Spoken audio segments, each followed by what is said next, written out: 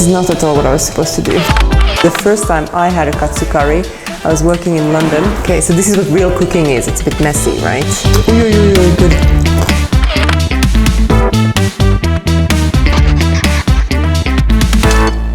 Today I'm gonna be cooking a low-carb chicken katsu curry with cauliflower rice. And today we're gonna do it with a twist, so we're gonna attempt a version completely wheat-free for all the gluten intolerance out there. It's gonna be crispy, it's gonna be delicious, so wear your apron and follow me. Okay, I'm gonna start prepping. For this katsu curry, there's a little bit of prep because we need to properly coat the chicken first. I've got little bowls, and I'm gonna fill in the first bowl. So I'm gonna crack the eggs in, and I'm gonna add the soya sauce. For this bag, it's might be a bit tricky. There we go. And then 1 full bag of soya sauce. Give it a little whisk. Right, beautiful. In this next bowl, we're gonna add the almond flour. So this is the trick when trying to make something gluten-free. Sometimes almond flour works magic, and for this recipe it works quite well. And with the almond flour, I'm gonna put in the paprika. So I'm adding in the smoked paprika. We have all these beautiful colors. And then in the last bowl, we're gonna put the magic ingredient, the cornflakes. The cornflakes is what makes this gluten-free. So typically we would use panko breadcrumbs, but now we're just going to use cornflakes. So you might have these in your drawer, and all you need to do is give it a good mash. This is where you can get your little ones involved as well. They would love this. It doesn't need to become powder, we still want to feel some texture in it. Okay, so next I'm going to do the vegetables that go in the katsu sauce, katsu curry sauce. I'm starting with the shallot.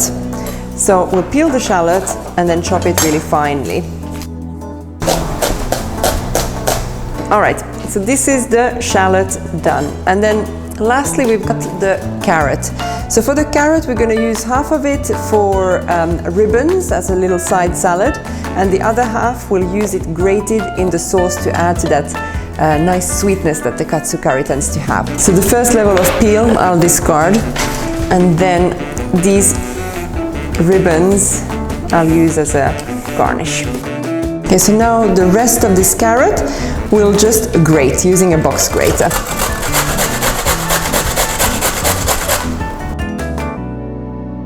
So next step is to bread the chicken. In order to get a nice even frying result, and so that all your chicken pieces are nice and crispy, but at the same time they're properly cooked, we're gonna flatten them.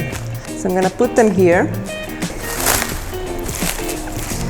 And then with a rolling pin, you could do this with your hand, you can do this gently with the back of a knife if you don't have a rolling pin at home. And we're gonna give them a gentle smack to flatten them. So go quite slowly, because what you don't want is to break them. So now they're more or less, as you can see, they're pretty even in the thickness, so they'll be nice and easy to fry. So I'm gonna take a piece of chicken, I'm gonna coat it in the flour first, then I'm gonna coat it in the egg, and finally, and this is the best part, is the cornflakes. Okay, so this is what real cooking is. It's a bit messy, right? First one done, let's go with the second one. And I can already see this is gonna have a beautiful color, like wow factor on the plate. All right, here we go.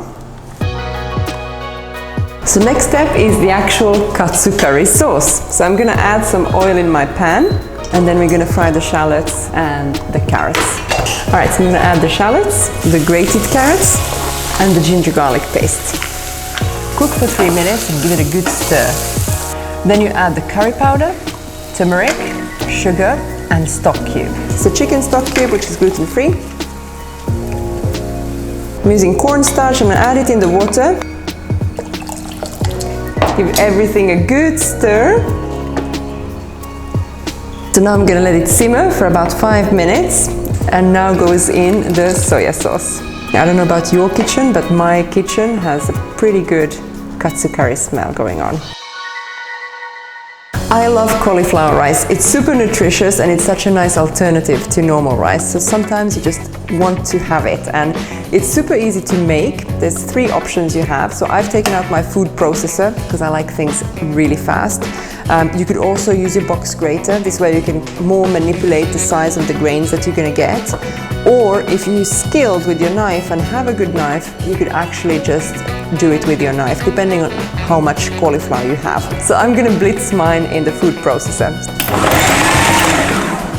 So I go little at a time. I don't want to blitz it for too long because I don't want it to become too mushy. All right, and then we're ready to fry it. So I'm going to add a little bit of oil on the pan. All right, so ready to go. It's really quite beautiful when it's evenly processed like this. It looks like snow. It needs just about 5 minutes. Obviously you could eat it raw because it's delicious. You don't want to overcook your cauliflower. You don't want it to become too soft. I'm just going to add a bit of salt. And also now the cauliflower rice is done. So we get ready to fry our crispy chicken. I'm going to add quite a generous amount of oil on the pan because I don't want the cornflakes to burn, and I want to really keep a nice crispy surface on the chicken.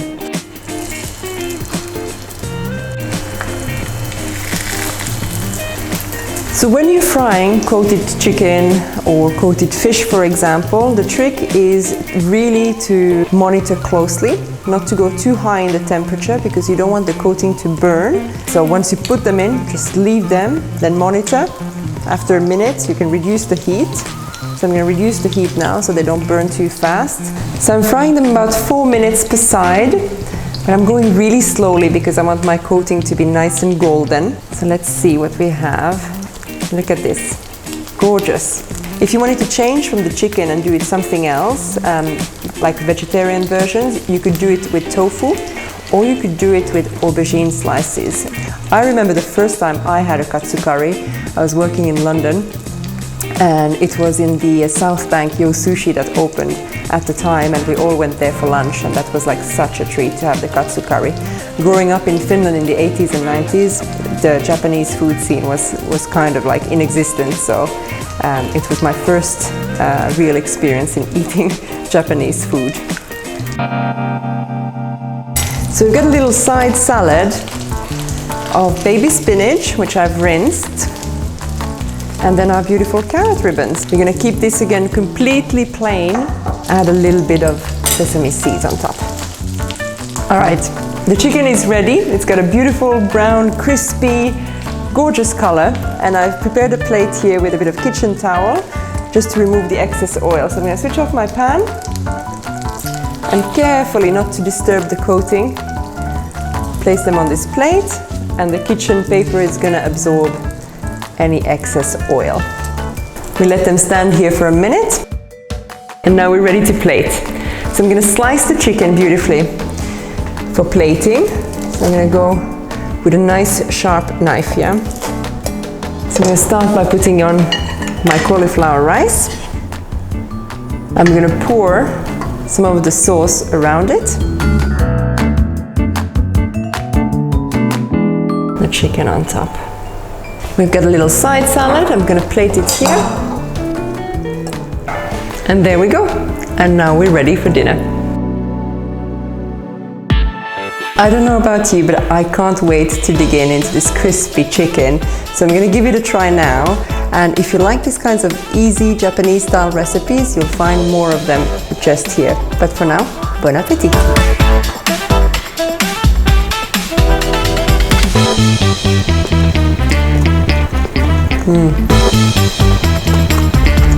This is good.